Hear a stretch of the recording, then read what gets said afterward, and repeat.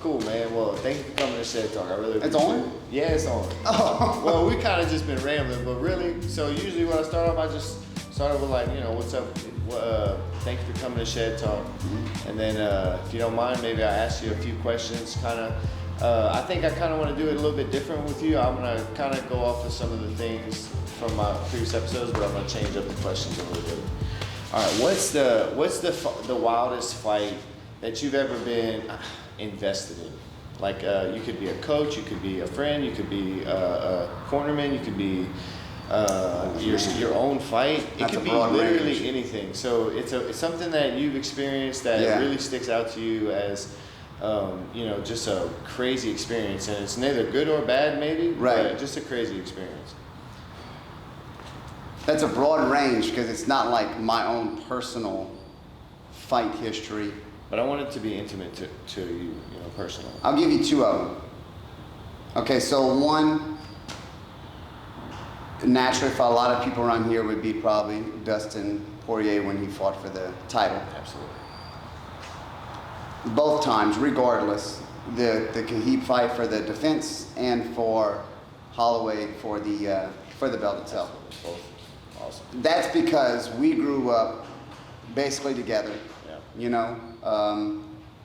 When he came over from Universal and he started working with Josh slowly, and then when I came back from the Ultimate Fighter, Josh and Tim had teamed up, and so we just kind of worked our way up. And I remember going, driving to Shreveport with Dustin, just, in my little Civic, and just driving to go see fights and support our local guys and things like that, and, just trading punches. And when you just trade punches with someone, you just earn more respect for them. It's just, God, it sounds so bad for other people, but it's just the way it is. I don't need to call him every day or anything like that, but I know, and other guys on the mat know, that if something was to happen, or God forbid you were somewhere and they were in the vicinity, they would always be there for you. Like go to jail for you, like gonna go toe to toe. So, not everybody's gonna fight for the title.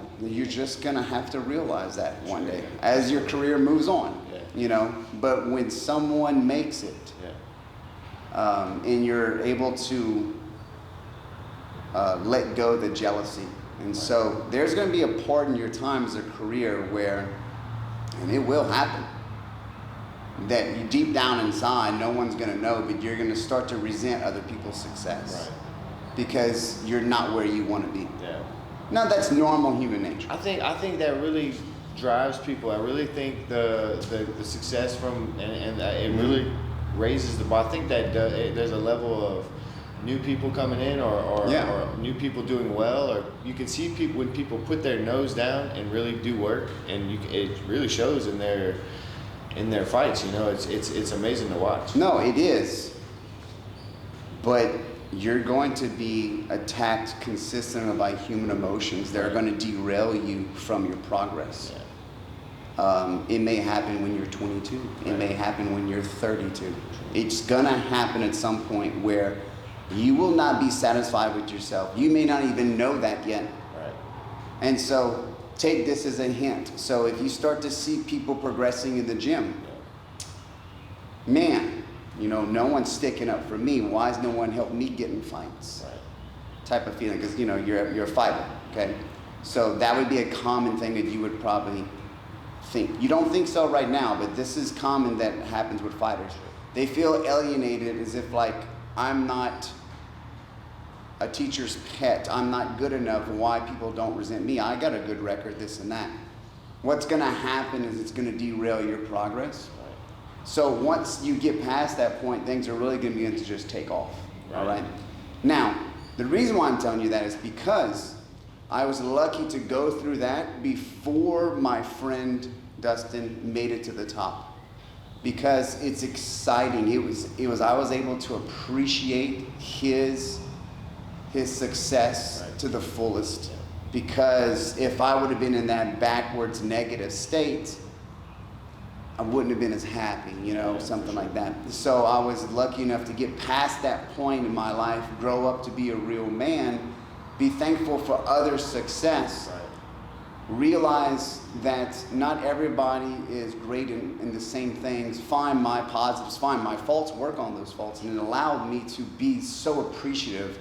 And I just remember like just collapsing on the floor and crying, you know, almost as if like I won, Right. you know, because you spent so many years working your way up. So that would be the non-personal, personal one. Okay. The other wildest one would be, man, I don't know if it's my first fight or second fight out of the UFC. I was fighting this kid out of Texas, good guy. And we were on the cage and I was in a clinch.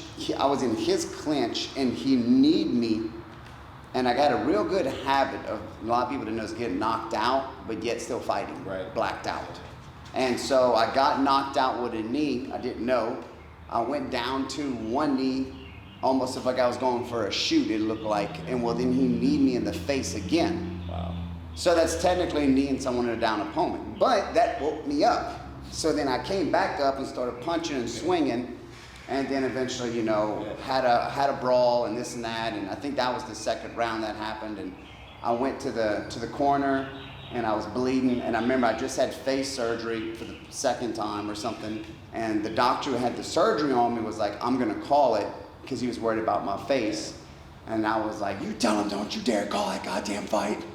And, because at that point, I mean, I'm the type of person that once I'm in there, it doesn't matter. Yeah. You know, if it's broken or if it's destroyed, like who cares? It's just gonna keep going. If it gets worse, it's just the way it's supposed to be. Yeah. And I remember going into that third round was, you know, Josh was telling me some stuff, and then Tim looked at me and just said, just go finish it.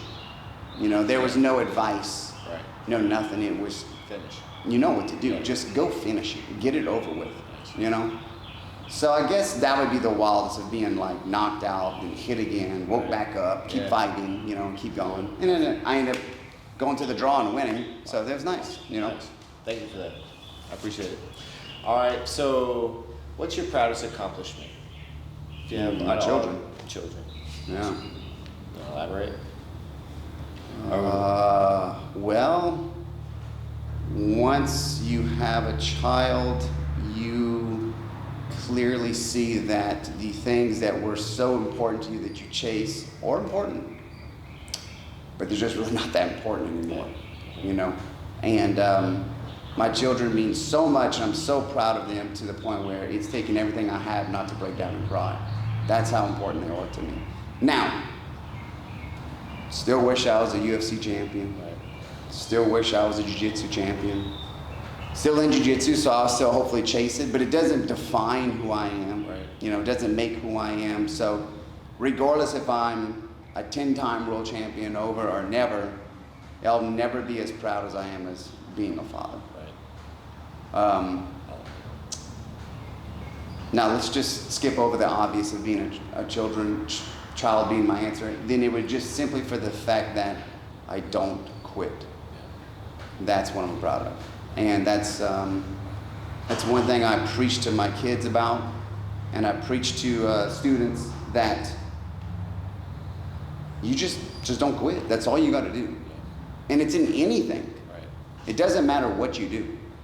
As long as you don't quit, it's going to work out. May not work out when you want it to, Right. You gotta put in time. but it's going to work out. Yeah. You know, got to be willing to accept the faults, accept the weaknesses, work on them, and just keep coming. Right. I've had so many setbacks. I've had so many failures just in my martial arts career. If you look back from my childhood to now, I should have been a nobody, a nothing, a statistic. But I chose to look at the positives, always glass half full.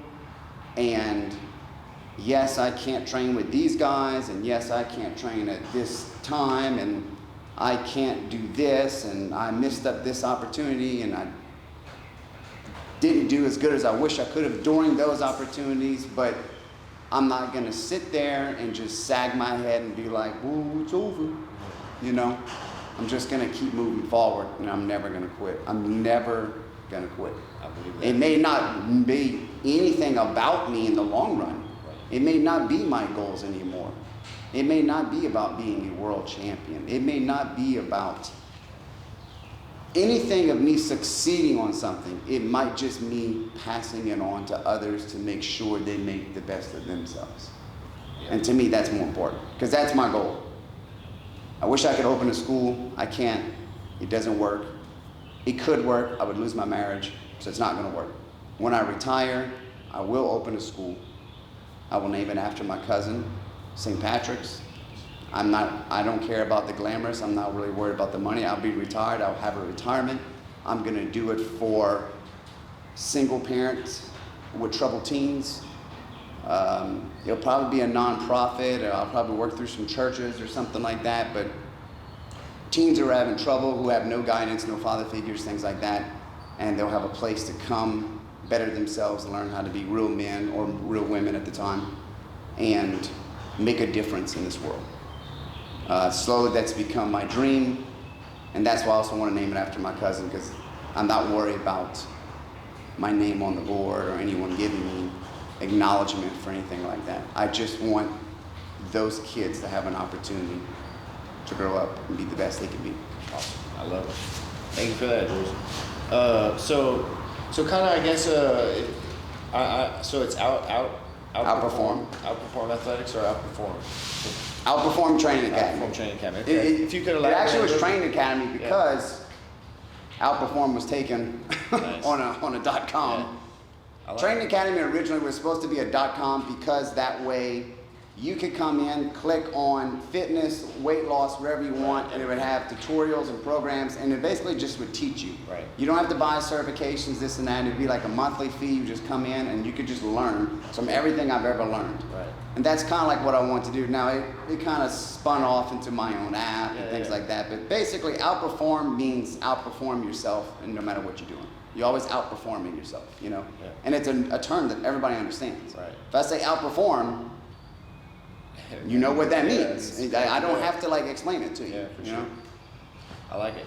So I was just all right. So now I ask you a little bit of all right. So, what's your favorite submission to hit on white belts? And I kind of want to change this question because I've been getting the answers, but I've been getting them differently how I've been expecting. So go ahead and answer. What's your favorite submission to hit on white belts? Because keep in mind, I am a white belt, and you hit submissions on me on the reg when the gym's open. So I basically know this answer, but Okay. You can go ahead and answer it. Man, there's so many different ways I can answer that, especially now as a black belt. Let me give you the black belt answer. Okay. My favorite submission to hit is the one you give me. Okay. All right. Now, obviously, if I'm working on something, this sounds bad, but I've heard this term used before. White belts and blue belts, but especially white belts, they're like your punching bag. They're there to not necessarily beat up on. They're there to just refine your technique. Sure. Yeah. You know. Now they're wild, so they do a lot of crazy things, but they all help you in different ways. You're a wrestler, so you help me with a lot of headlock chokes, dorse chokes, things like that. Love dorses, love Kimuras. Those are my favorites, so I'm always going to shoot for those. And it's not that I'm always looking for them too. It's the way my brain works, so it clicks. So I just see the openings, you know, as I move into positions. Right. I've always been known as Kimura guys. I mean, I guess I am. You know, I love Kimuras from all different methods and different ways. I even have people tell me, like, after going to pro fights, they're like, yeah, I was told you're a Kimura guy, you know, watch some stuff on him. Like, Yeah. what? I don't understand, but, you know, so I guess that is my thing. But headlocks, head and arm chokes, dorses, and Kimuras are always my favorite. It's just something I prefer to do. Now, to be completely honest, I'm actually not as fond as submitting people anymore. Oh, No, can you you're let good, someone in? You're good. That's AJ. AJ's here to help us with the technique that you want to show. So what's the technique that you want to show? Okay, so wrestler. So it's a front ankle pick to Kelly Turk to a white trash hip dislocator. Okay. All right, and it gets you into a good spot. Okay, well, go ahead. I'm not gonna say it. Never mind. I was gonna say something, but I'm not gonna say it just for my own personal self. I'm just not gonna say it because I was gonna basically tell you about my my medical, so I'm not gonna do that. Wow. No, go ahead. Well, I mean, I know you're a wrestler, you know, and honestly, in my opinion, for a long time, I was always working judo for some of these like worlds and Pan Ams and things like that. And then recently, they've been good in judo. Yeah. They weren't good at that. I think he was in Pan Ams, I don't remember, but I took a guy out like 4 times, but of course we land out of bounds every single time with the judo Uchimata, so we'd always have to restart in the beginning. Right. So then I started getting frustrated. I'm like, oh man. Okay, so even though I'm down in this 190 pound, 185 pound category, they're still being more hip to judo, and then I didn't think he was considered a bigger guy, but they're still considered bigger guys. So I'm gonna start going back down to wrestling. So I'm trying to work more wrestling picks, more ankle picks, things like that, because I find a lot of the bigger guys heavy on that front foot. Yeah. And because they're working more the judo, they're not really used to that level change anymore. Sure. So that's something I've been working on, and you being a wrestler out there, I'd be, oh, this is great. Sure. How about the show? Perfect little setup right Awesome. I love it. All right. What's your favorite fruit? now. Fruit? Yeah. Oh man, that's tough. All the I like fruits, you're on a fruit. desert island, you can only pick one. It grows all year round. One fruit. Probably pineapples. Pineapple! Ding, ding, ding. I love it. Yeah. Man, a lot of people saying pineapple. I like pineapple. Pineapple's probably. I like pineapples. I eat a lot of bananas, a lot of apples. I try not to eat too many apples unless they're organic, because they're so heavily sprayed with chemicals. Gotcha, yeah. If not, I'll wash them really good, things like that. But I like apples because they don't break down as fast in your system, and they got a little bit more fiber than other fruits, so it kind of mellows them out my energy levels. Yeah. I don't ever have any dips or anything like that. Sometimes I can eat a lot of pineapple or grapes, and I can tell like I ate too much or something. I'll kind of like, I just won't feel right as Gotcha. much. Even no matter how much fat I eat with it, it just won't balance me out sometimes. Cool. Appreciate that. All right. Coolest place you've ever traveled? Probably Belize. Please. Yeah. Where's that at? I don't know. You don't know? Me either. I don't know. It's like, it's not the Caribbean. It's like but I mean- Bahamas, Belize. Yeah, Jamaica, but they got coral reefs. It's they got the second to world's largest coral reefs, and Nice. I mean, you go to Belize and you can go snorkeling, and it's like scuba diving inside of like a book. I mean, it's the most beautiful thing you've ever seen. I like it. It's unbelievable. I like that. Unbelievable. I've never been snorkeling. I've always been a little like not a fish in water. So I just don't like my chances just because I don't know. I'm not a fish, so I'd rather. I've gone scuba diving, but I have bad equilibrium, so I get motion sickness real easy. Yeah. So I think the last time I scuba dived was probably 15 years ago, because I just got so sick on the last one. Even we went to a cruise with my wife when we first got together, and smooth sailing, no seas, no big problems whatsoever. And by the second day, I woke up and I'm like, man, I think I'm getting sick or something. And then I realized I was seasickness. Yeah. But every day we would dock, I would be perfectly fine. Wow. Once we were docked, I was okay. But if we went one whole day without docking, Oh man, it's Yeah, it's tough. bad. I couldn't even imagine. That's why I kind of stay in my zone when it comes to that. That Yeah. specifically, I feel like that's something that it's not where I'm at in life to be on the water and living that life. So I couldn't. That's one thing a comfort zone that I haven't dared to cross. Yet. I mean, I would love it. I mean, I would love to go deep sea fishing, Sure. but I mean, I know realistically it's just It's not not gonna work. Yeah, for sure. All right. Aliens. Are they real or not? Oh, absolutely. They real? Okay, so tell us more. Tell us about the aliens. What about them, bro? Let's just look at it from a common sense standpoint. Yeah. All right. Well, we all. So let's. Okay, go ahead. So Earth is the only planet with a living species in the whole No, universe. there's no way. There's not. Everybody knows it's not true. The whole universe, which we don't even know how Yeah. far, how big it gets, and that's the only thing. That this just from a common sense standpoint don't make sense. So you have any proclamations? You know, or that's like statements? living over here and saying, like, there's no other humans. If there's one thing, if you could say 10 words or less to describe, to make people know that they're real, what would you say to them and let people know? And what are they, well, if there's 10 words you can say Okay, the only convince thing is like, somebody. okay, look, it's not necessarily like a cover up from a government thing. I feel it's just It's real. they're just trying to stop the chaos or the panic. Sure. okay? Because they're advanced and they're more advanced than us. I mean, that's all it is, you know? Yeah. And I mean, what do we do to every species? We murk them. We gut them, we study them, this and that. So what's the big deal if someone else does it? Like, it's horrible, I don't want it done to me. Yeah. But, I mean, I hear you. Karma's a bee. I mean, it's just what it is. All right, outside the cage. Mentally, spiritually, physically. You can pick one thing to cover all three, or you can say something for each, but I need something that benefits you in your everyday life that you have to have, and it's mentally, spiritually, physically, whatever it is. Something that you can't go without. I can't go without. It benefits you. There would be God. God. It would be God. How would you It describe could it? be your snake God. It But could be Allah. how would you It could be describe whatever. that, though? It's just a sense of well-being that I'm a very strong type personality. You can't keep me down, but everyone breaks at some point. And when that happens, I can just kind of set back, you know, and I fall on God's hands because I follow Jesus Christ, and I find that the teachings of Jesus flow into the betterment of my life no matter what it is. Yeah. If I just follow his philosophy, it always works out. You know, and I'm not talking about worshiping one God and things like that. I'm just talking about following the philosophy of Jesus of spreading God's word, loving others, treating others kind, things like that. It all falls back into you.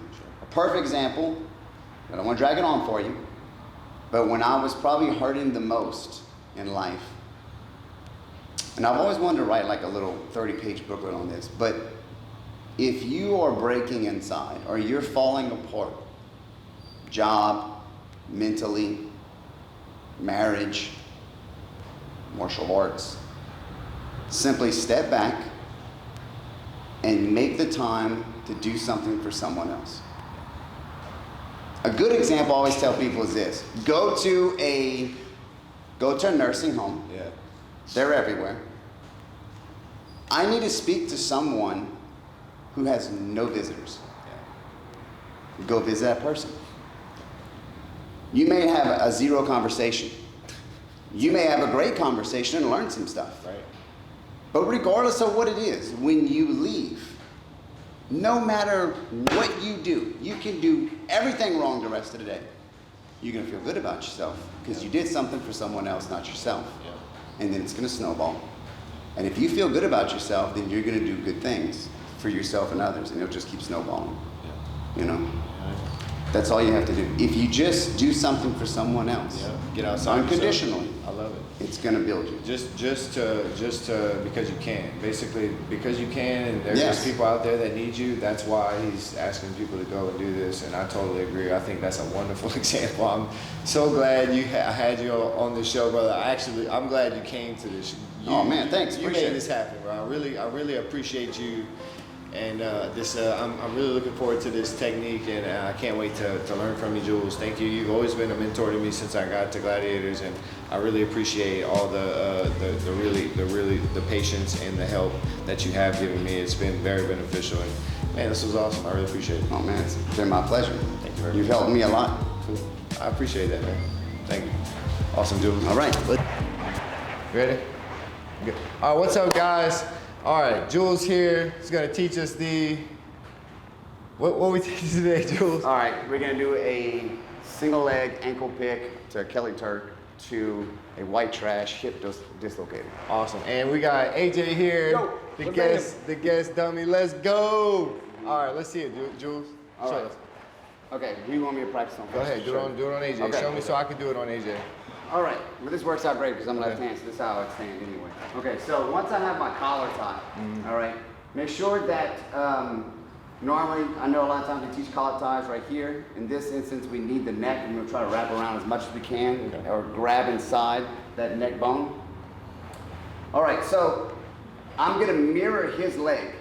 Now, I know y'all are wrestlers, so if you have a better way of changing levels, that's perfectly fine. But normally, if I would teach it, I want to mirror his leg. So my arm that's got the neck, that's the leg I want in front, all right?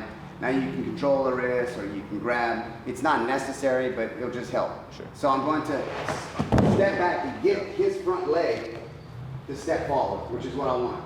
Now I'm going to change levels. Now the biggest problem with changing levels that you see is this. All right? Yep. So I changed levels, but AJ did not. Yep. Okay, so that doesn't help me. All right? That doesn't offset his balance or Right. anything like that. And yeah, I can start getting choked myself. All right, so what I'm gonna do is once I hit that, I'm gonna make sure that my elbow stays pinned to his chest, and I want his chest to come close to his knee. All right, and so I'm gonna make sure I get him low. If this doesn't happen, then you can't go for the ankle pick. It's not gonna work. Okay. All right, so now I'm gonna scoop in, and then as I pull, I'm gonna pull his neck and I'm gonna twist it. Nice. All right, Yep. so come around this side so you can see. So right away when this happens, I want to move my hand to the heel, Okay. all right? Almost like it's a lever, and I'm going to jam his leg into the ground. Okay. And I'm going to slide this in, All right. like this, all right? Okay. Now, I want his shin on my waistline the whole time. All right. All right? Now, I'm going to take my foot, I'm going to come over, and I need to hook it. Okay. If you can lace it, that would be better. Otherwise, just curl under and curl your leg to the sky. Gotcha. So I'm gonna come up All right. and lace, and I'm Ooh, gonna yeah. come under Uh-huh. like this. Yep. All right. Now, I'm like flying a plane for the Colombians Yeah. with the drugs. All right. I'm gonna slide and fly on in and make a landing. Smooth landing. All right. So I'm gonna come down and up. Nice. Beautiful. Like that. What kind of pressure, AJ? It's just like it's either your hip, explosion, your like hip you or your said. knee will blow out. Okay. I feel it up here for sure. Okay. Now, every once in a while you got a really, really good flexible guy, Yeah. but look at the position that you're in. Right. All right, I want to make sure he's flat, Right. and he's so deep at this point that Ezekiel's head and arm chokes, a lot of things are there because you're going to be so high up. Okay. He's going to be pinned flat on his back, and that hip's going to be tearing apart, Okay. even Yeah. if he's not tapping. All right, now, I don't know many people that can go with their leg this far up without ripping off. Right. Yeah. All right. Yeah. Which is all you have to do is just keep sucking yourself in. Okay. All right. So we'll go over it again. All right. I see. Okay. So I'm into collar tie. I need this leg. Now his leg's is already forward. So technically I could step back and go for it. All right. But let's just say it's back. All right. So just so people can understand the setup, I'm gonna pull, drop, and I'm gonna make sure he's coming down with it. Pull him down. Okay. Boom. Nice. Come Beautiful. right here. Now this is really good though because I don't want him to turn into me either. Right, right. Okay? So I want to shoot this in and jam this down Okay. as much as I can. And right away I'm going to hook Right. and lace. And I'm going to dig and I'm going to flatten them out. Yeah. And I'm Gotcha. gonna scoop in Nice. and tight. Cool. Cool. Awesome. AJ, you Great try it movement. on me. It's really, really good. I thought it was a good move for y'all because y'all wrestlers. Yeah, But yeah, you're in for the sure. mount. And you take they away are mine. stuck. Yeah. Yeah, I They can't are breathe. stuck. If your hip doesn't Yeah, rip yeah. off your body, Yeah. which it should, you're stuck Awesome. in a position like this. Right, right. With your hips basically taken out of the equation, so Yeah. you no longer can move. Yeah. So as you try to defend, you're gonna get stuck with no-gi Ezekiel's, Right. head and arm chokes, regardless. It's a bad, bad spot to be Cool. in. Awesome. Yeah, I'm interested. Let's rep it. Get a couple of them. Now I'm ankle picking the one that steps forward. You're gonna ankle pick Same side. same side. side. So you need this leg forward. Yep. So that one's gonna come across. Boom, you're gonna twist him like this. Yep, and Now, yep, good collar shoot his too. leg under. That's it. Yeah. Get it under here. Under him. Okay. Yep. Okay. Now this is gonna come over and hook, and you're gonna try to lace his leg as you roll on top. Okay.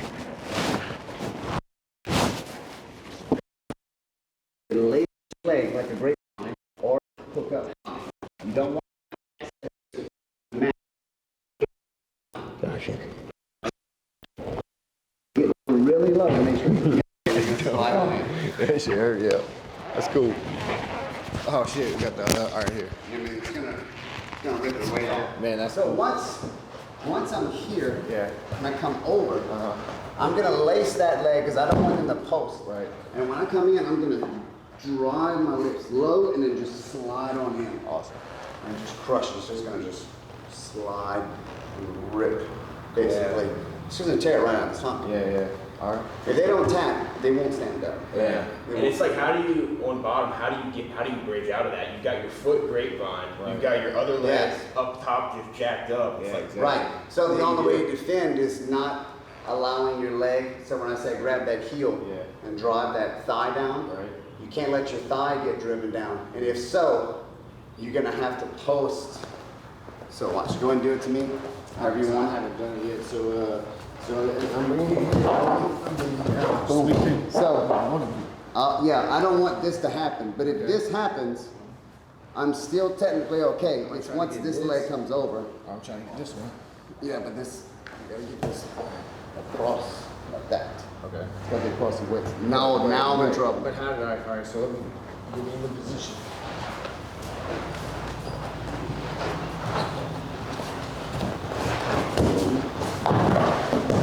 Grab my slide, baseball slide in basically.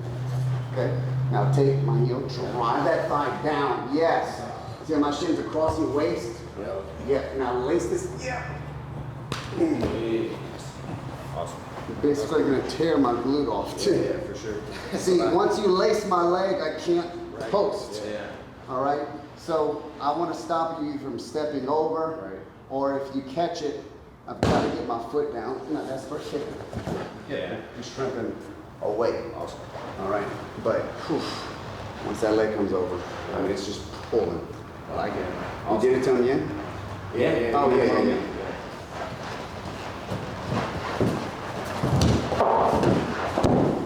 It's such a good spot for no-gi or MMA. And then from here, you've got them flat on their back, so they technically can't move. You know? And then from there, you can listen to your corner. You know, do they want you elbowing? You can elbow, you know? Yeah.